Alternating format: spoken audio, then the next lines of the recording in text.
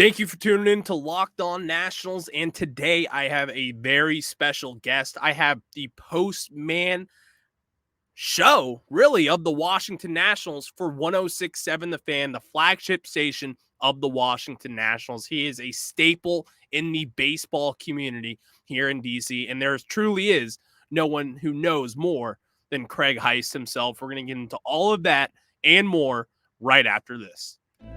You are Locked On Nationals, your daily Washington Nationals podcast, part of the Locked On Podcast Network, your team every day.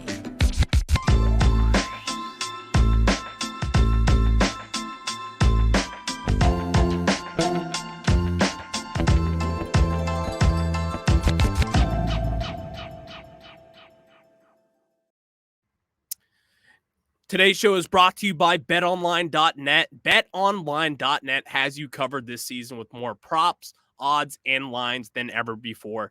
BetOnline, where the game starts. And thank you guys for making Locked On Nationals your first listen every day. We are free and available wherever you get your podcasts. And now to bring in our special guest, Craig Heist, over from 106.7 The Fan, my coworker, someone who sees me maybe a little too much than he would like. But Craig, right how are now. you? Yeah. It's not like we were just with each other all day already. I know. Well, let's see. I'm a staple. I'm big in the baseball community. Let's see. The check is in the mail, Ryan. So, for people who obviously, if you follow the Nats, you know Craig Heist and you know yourself, really. This is someone to where you grew up in Baltimore, you've grown up in baseball community here in D.C., and you were actually there day one when the Nationals first arrived here, and now you're still here 17 years later. So I kind of want to get into that and really how D.C. baseball has evolved over the years. You probably remember the Senators from back in the day, and now they're the Nationals. Oh, obviously they left, and now they're the Nationals here. So what do you think has changed over the last 17 years when it comes to Nationals baseball? Well, first of all, going 34 years without baseball in the district was a long, long road to get it back. Mm-hmm. And 05, obviously, the first year. And you remember starting off at RFK Stadium, the big crowd, all the things that build up to that. I was at the press conference when they announced the fact that the team was coming back. And coming from Montreal, and then baseball was going to be back in Washington. And it was great because I had spent, Ryan, from early in the, late 80s through the early 90s, I started covering the Orioles on a regular basis, Mm-hmm. and still do to that extent. Yep. But, you go all that time, and you're only covering one team. Well, then all of a sudden 05 rolls around, and now I'm covering two teams. And they're within 45 to 50 miles apart. One's in the National League. One's in the American League. Up until this past year, with the designated hitter being uniform throughout Major League Baseball, you had the pitcher hitting in one league and the designated hitter in the other. But, both teams obviously had their struggles for quite a while. The Nationals, certainly when they came in 05, nothing was much expected of them. But all of a sudden, they play the first half of that 05 season, and they're, 51-30. And they turn around the second half of the season, and they go 30-51. So they wind up finishing 500. But, Frank Robinson's the manager. There's a tie with baseball fans in this area because when baseball wasn't here, the Orioles and Frank Robinson, he was a manager there. But before that, he played for the Orioles from 66 to 71 and against the Senators when they were here before they moved to Texas. So, that kind of comes full circle. And Frank is a Hall of Famer, and he's managing this club. He was there in Montreal, it came down here, and it was great to have that happen. Here's a childhood hero of mine, Frank Robinson, of course. And all of a sudden, I'm getting to cover him as a member of the media. and it was really neat. And the fact of the matter is, in 96 and 97, I covered him in Baltimore when he was leading the Orioles to the playoffs both those. Yeah. Oh, So, yeah. And we know that with you, especially for people who know this, they do know you as truly before anything else. You were the Baltimore Orioles guy. I mean, you still are today. I mean, during the season, I see you leave here around 6:00 and you speed on over to Camden Yards.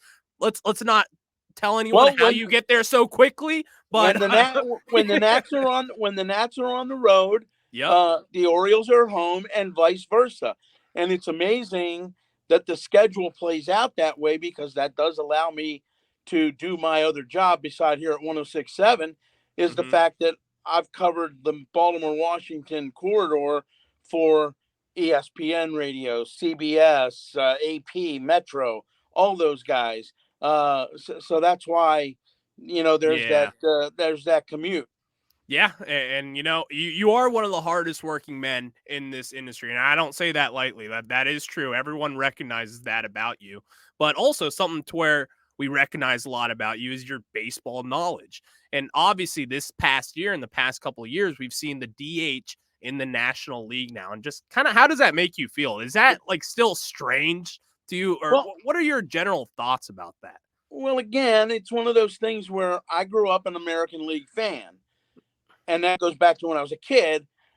But then you're covering the game, and the DH has always been a part of it. Then the Nationals come into town, and you're watching the pitcher hit. And we used to laugh and joke when they would have the interleague series, when you'd be up at Camden Yards and you're watching their pitchers about a week before they're ready to go into the interleague play. Yeah, You're watching pitchers take batting practice, and I want to tell that's a you show. something. And it was a show, and it was quite comical at times. So, but you get guys down here like a Max Scherzer, guys who don't mind hitting. It's they take some pride into it, and I think that's the difference. But you look at a guy like Madison Bumgarner. Mad Bum is He a great hitting rakes. pitcher, right? Oh Absolutely. yeah. So there are some guys that can do that, but it's more the strategy than anything. I mean, in the American League, when it was there, you could leave your pitcher in longer because you didn't have to worry about double switches and things of that nature. So I know fans miss that end of it, but I do not mind having the designated hitter. It makes the game better in my mind just to have, because I mean the pitchers at this point, they were just kind of automatic outs. Like unless you're Madison Bumgarner or Zach Greinke, who is a hell of a hitter as Yeah. well. There's some guy, Steven Strasburg here in DC. He put a couple out of the yard, and in 2019 against the Braves when he just smoked that one. I forgot who it was off of, but it just brings back memories, especially to where like someday when I have kids, I'm gonna be like, you do know that pitchers hit. They used to hit, right? Well, And like, no idea.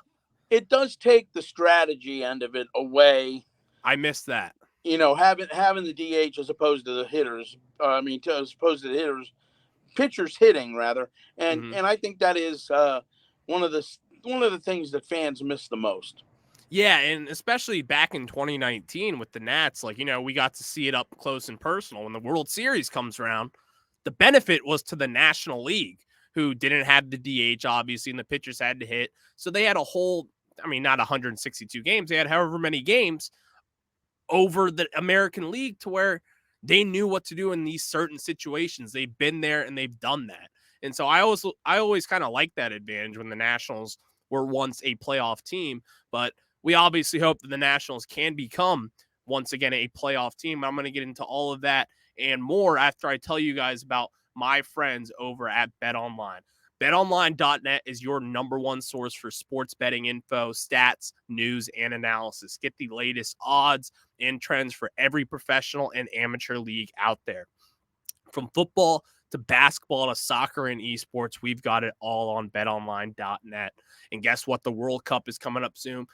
And your boys, I know nothing about soccer, but my friends over at BetOnline, they're pros. They know what to do. They're going to tell me what to bet and the smart bets to make. And that'll be important for myself and for you listening or watching at home. If you love sports pods, you can find those at BetOnline as well. We're always the fastest and easiest way to get your betting fix. Head to the website today or use your mobile device to learn more. BetOnline, where the game starts. And now I bring back in Craig Heist. And Craig, you kind of hit on something there a little earlier. Well, actually, you didn't really hit on this earlier, but it's something that I wanted to bring up selfishly, that the Nationals right now, obviously we were in 2019. You were there for every step in the way. You saw that team from the bottom of the barrel in 1931, and then you were there for them clinching the wild card. Wait a minute, 1931. 19 and 31, not the year. No. I'm not saying you were born. 19 and 31. I thought the age jokes was coming out again. No.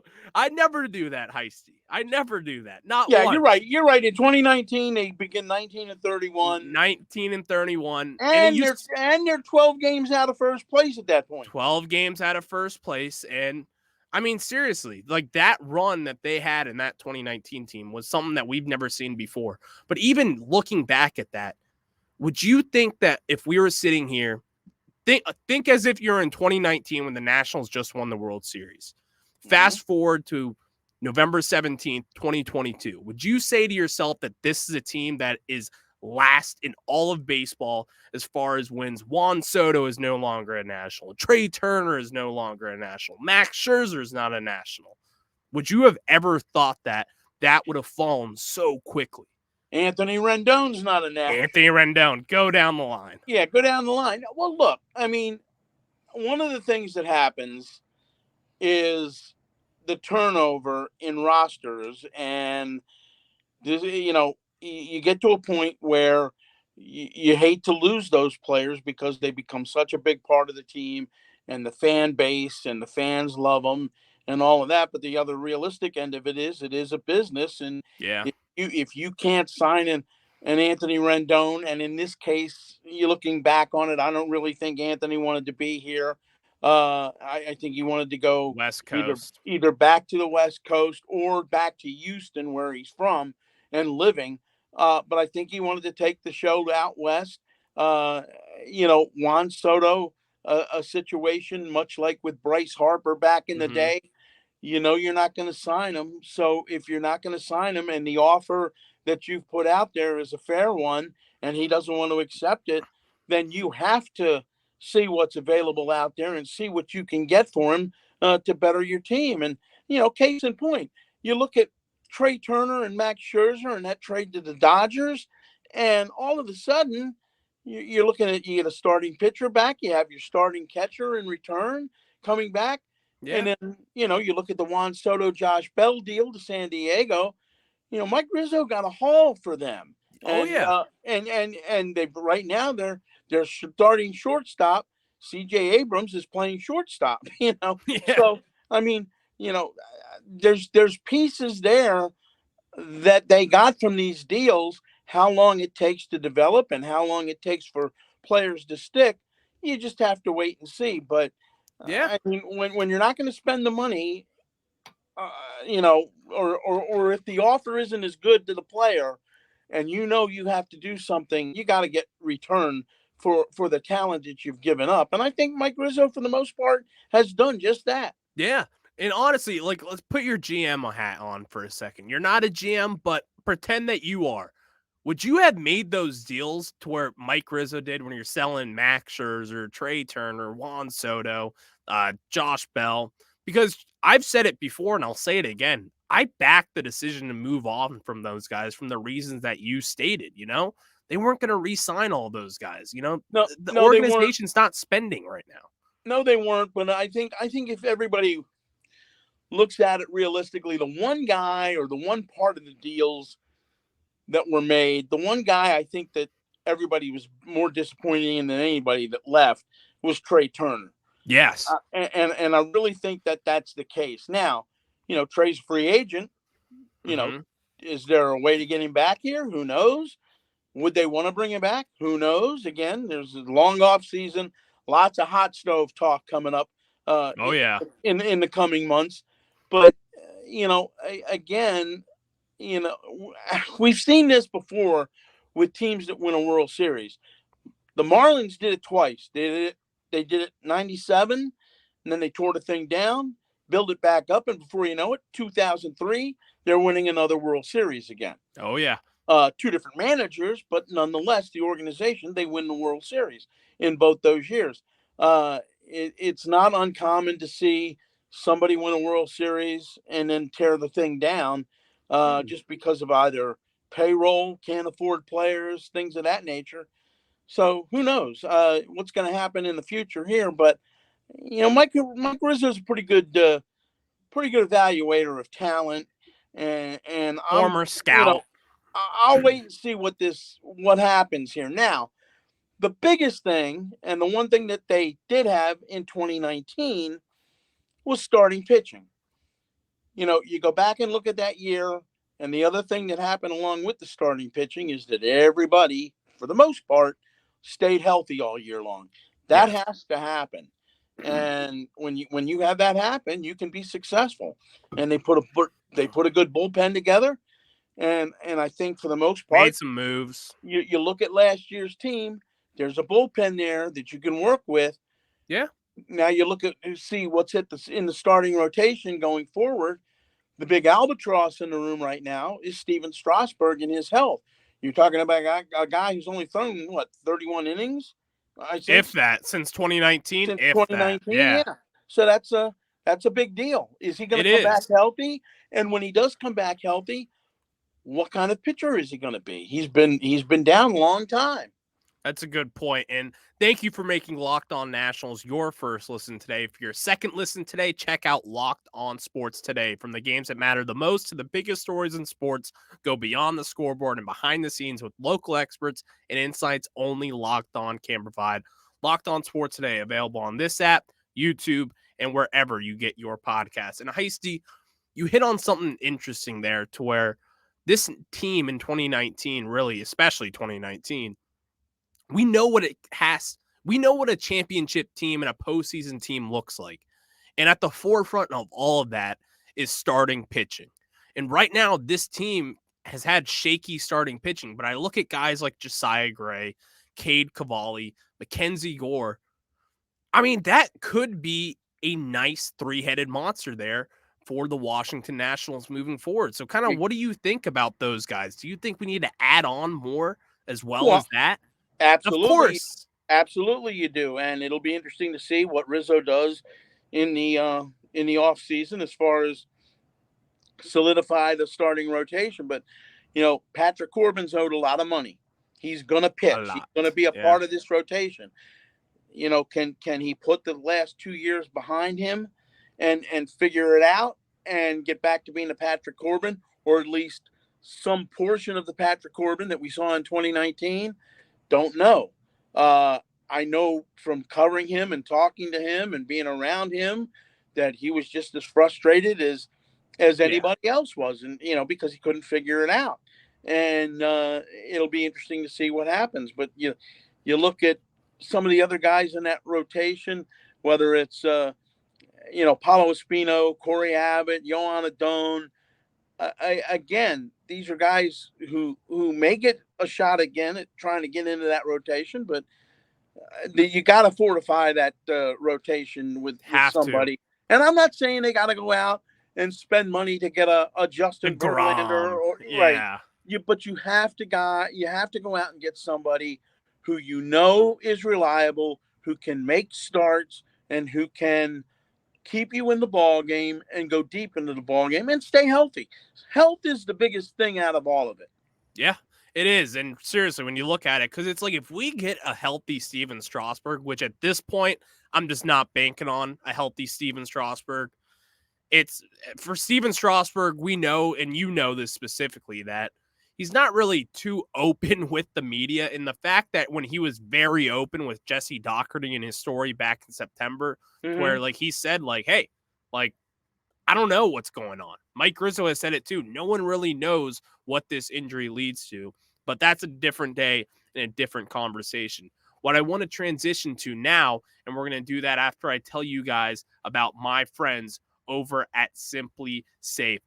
If you've thought about securing your home with home security, but have been putting it off, you'll want to listen up. Right now, Locked On Nationals listeners can order the #1 rated Simply Safe home security system for 50% off. This is their biggest offer of the year, and you won't want to miss it. Here's why I love it. I work in DC a lot, and I'm not home to see my dogs, to see all my belongings. And guess what? There was a break-in down the street a few days ago, and my friends at Simply Safe notified me right away and let me know that everything was all right in my home base. Simply Safe was named the best home security system of 2022 by U.S. News and World Report, a third year in a row. In an emergency 24/7 professional monitoring agents use Fast Protect technology exclusively from Simply Safe to capture critical evidence and verify the threat is real so you can get priority police response. Don't miss your chance to save big on the only security system I recommend. Get 50% off any new Simply Safe system at simplysafe.com/URL today. This is their biggest discount of the year, so don't wait. That's simplysafe.com/LockedOnMLB. And now I bring in Craig Heist again for the final stretch of today's show. And Craig, we've been talking a lot about pitching. We've been talking a lot about 2019, but now we're in the rebuild. We're in the thick of it, but as we both mentioned earlier, I think we both would have done those deals shipping off Trey Turner, Max Scherzer. Well, Trey Turner is actually in his own category because he wasn't a Boris client. And if you know about Scott Boras, his whole goal is to take his players to free agency. And Mike Rizzo always says, and I know we've talked about this to where it's like, well, we have a good working relationship with Scott Boras. I'm sure you do. I'm sure you guys get along well, but for some reason, they certainly don't re-sign here in DC. But again, another conversation for another day. But right now, let's look at CJ Abrams and what you saw from the young gun this year, because I like the ability that he brings, and the Padres were high on him.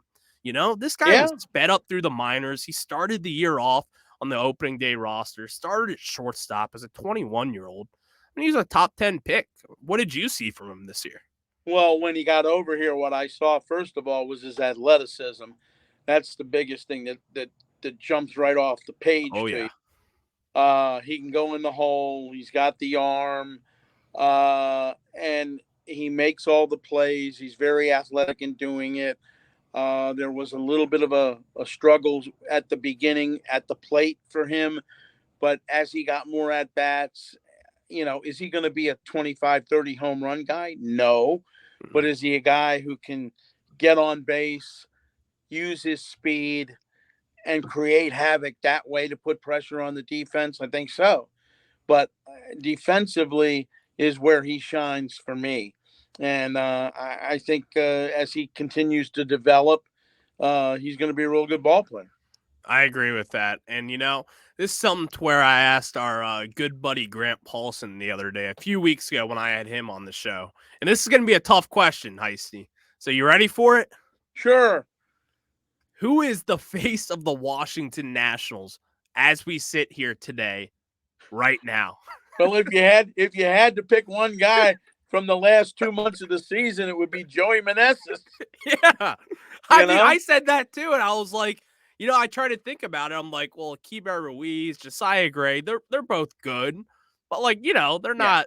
I don't know. See, you know, we go back to our very first manager, Frank Robinson. He always used to talk about fool's gold, and never let spring training, never let the end of a season and a September call up and what they do then influence you as far as the future is concerned about a particular player.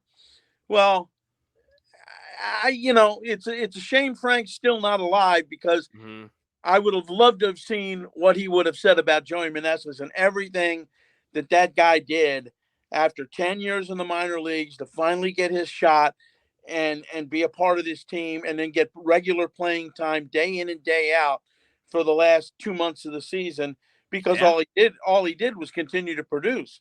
So, it's interesting. It'll be interesting to see where he plays next year, because recently they wound up outrighting Yadiel Hernandez to Rochester. So I don't think necessarily that he is in their plans for the opening day roster of 2023.